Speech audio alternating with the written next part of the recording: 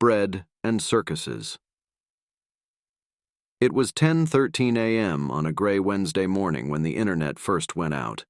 Initially, I thought it was just the piece of shit app I was scrolling through, but after several failed Google searches, I realized the issue stretched much further.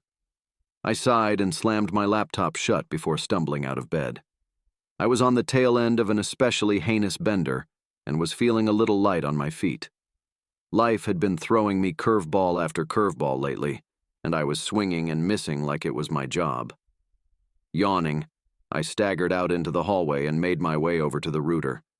Nestled neatly between a stack of unread books, it blinked lifelessly back at me. 3 little red lights illuminating the dingy space. Damn it, I cursed. First my job, then my girlfriend, and now my internet. I just couldn't catch a break. Too hungover to deal with this issue, though. I picked my sorry ass up and transitioned into the kitchen. Grabbing a can of coffee from the cupboard, I lit a cigarette. If I didn't have the hub and Netflix to get me through my morning, I at least needed some nicotine and caffeine. I was making my best attempt at blowing smoke rings when I first heard it. I had lived in the city for well over a decade at this point and thought I had heard every sound worth hearing. The sharp crackle of gunfire, the screeching squeal of tires, the guttural moans of the pleased, the angry cries of the distraught, etc. But this sound was different. Deep, resounding, and unnaturally thick, it was unlike anything I had ever heard. Yet at the same time, oddly familiar.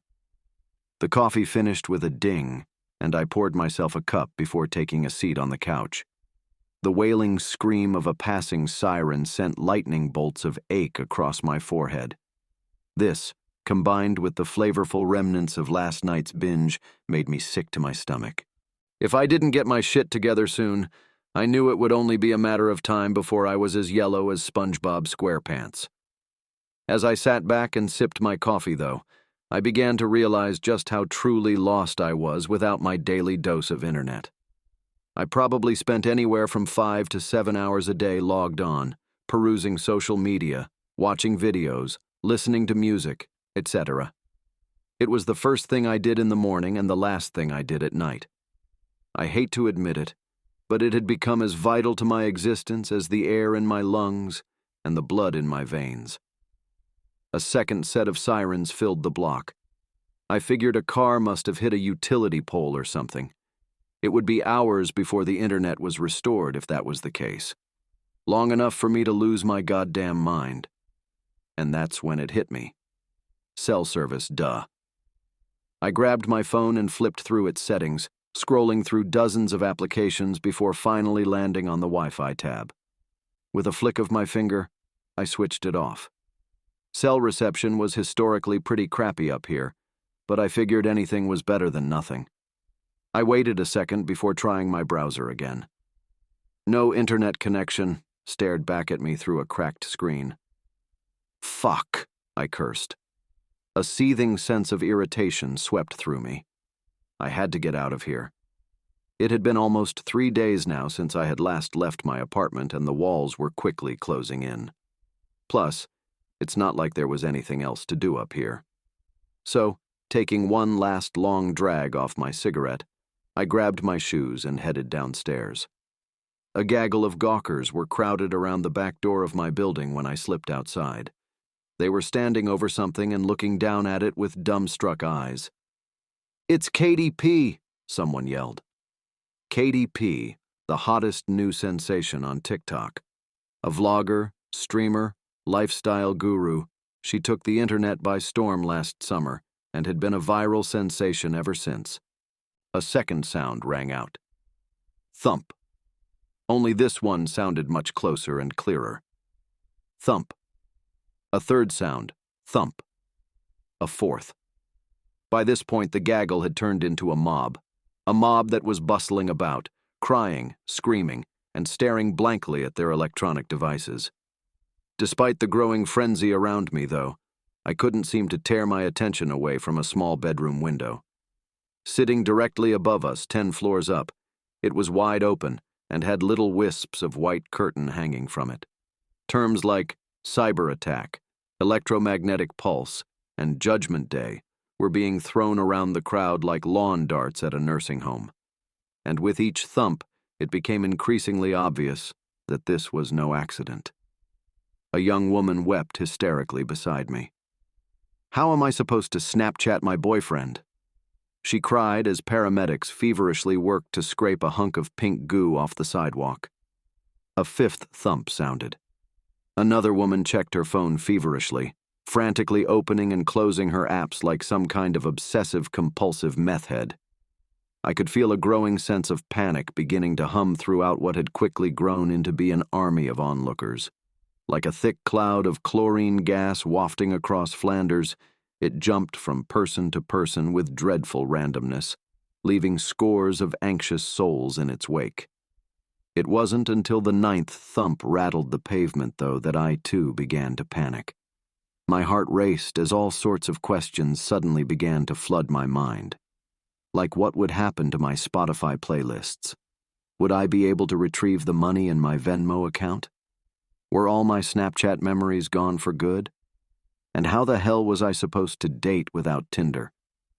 Before I knew it, hordes of distraught internet users were descending upon us, coming out of the woodwork like a bunch of lapsed Catholics on Christmas. With them, they brought a whole bouquet of varying emotions: anxiousness, fear, confusion, and maybe even a little bit of excitement, as they came looking for answers to a question that none of us knew. But then all of a sudden, without even the slightest hint of provocation, something changed. What had largely been a rather docile group quickly transformed into a pack of wild animals. I watched in shocked silence as regressive ripples of pure primality tore through the crowd like a raging wildfire. It started with a single punch, but quickly devolved into an all-out bloodbath in just a matter of seconds. A speeding van barreled into a cluster of Instagram influencers, legions of TikTokers committed ritualistic suicide en masse, and hundreds of Twitch streamers attacked each other with a sense of brutality that I didn't know was even humanly possible. I snapped out of my shocked daze only after witnessing a preteen girl gut a full-grown man to death with a shard of broken glass. Seeing his slimy entrails dangle like a freshly dressed buck, I pulled out my phone in an effort to document this mind-bending metamorphosis. But before I even had the chance to hit record, it was knocked clean out of my hands by a spastic middle-aged woman. As I watched it clatter to the pavement, shattering into dozens of tiny pieces, I felt a blinding sense of rage overtake me, one which knew no sympathy nor reason. Then, without warning, I snatched a giant chunk of concrete up off the ground and swung it hard at the woman's head. By the third blow, her skull was severely misshapen and had little bits of brain leaking from it. Like a bowl of granola with a few scoops of yogurt, it looked both rigid and mushy. But this barbaric display of cranial anatomy did next to nothing to quell my hypnotic rage. In fact, it might have actually done the complete opposite. I swung harder and harder as the fear of never watching a YouTube video or reading a subreddit ever again engulfed me. All the while, three little words played on repeat in the back of my mind. No internet connection. I didn't finally stop until my face was soaked with blood. By this point, there really wasn't much left to swing at anyways, as the woman was nothing more than a soupy mess of splintered bone and pulped flesh. Right as I began to set my sights in on a second target, though, a familiar sound stopped me dead in my tracks. A ding that I had heard thousands of times before, and a ding that I knew could only come from the resumption of internet connection. A haunting sense of clarity flooded my mind as whatever it was that had taken a hold of me suddenly let go. I swallowed hard, trying my best to maintain my composure while struggling to understand what all had just happened. I was still a little hazy from the rage, but the mountain of corpses laid out before me expedited my understanding. A crushing tightness filled the center of my chest as the chunk of concrete slipped from my shaking hand.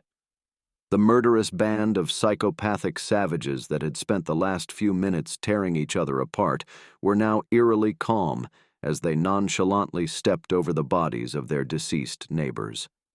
The sounds of bones breaking, flesh tearing, and lives ending had quickly been replaced with those of Facebook reels, Twitter videos, and LinkedIn posts as the oblivious clicked away at their phones like nothing had happened.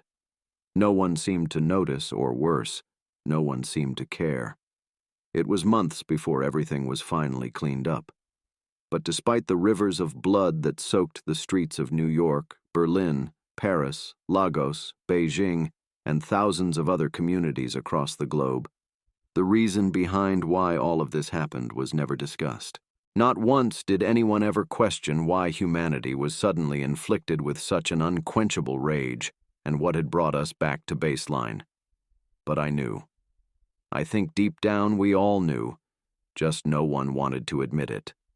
Because admittance requires a certain acceptance, and no one wants to accept the fact that we are capable of such senseless violence. No one wants to admit that the only thing keeping us from tearing each other apart is distraction. So, my advice to you is that if you ever see those 3 fateful words scrawled across your phone or plastered across your laptop, take a leap of faith. Because distraction can only take you so far, and once you come face to face with the animal within, there is no going back. So, here's to Katie P., a visionary who laid the groundwork for me and thousands of other broken souls immune to these distractions. Thank you for showing me the path to peace and the window to hope. 10 floors up and 10 floors down. See you soon, my friend. Sup, peeps, and welcome back to another episode of Kicking It with Katie P. I am so excited for today's episode. We have tons to talk about in terms of the animal within, but first and foremost, I want to tell you all about our amazing sponsor, Xfinity Home Internet.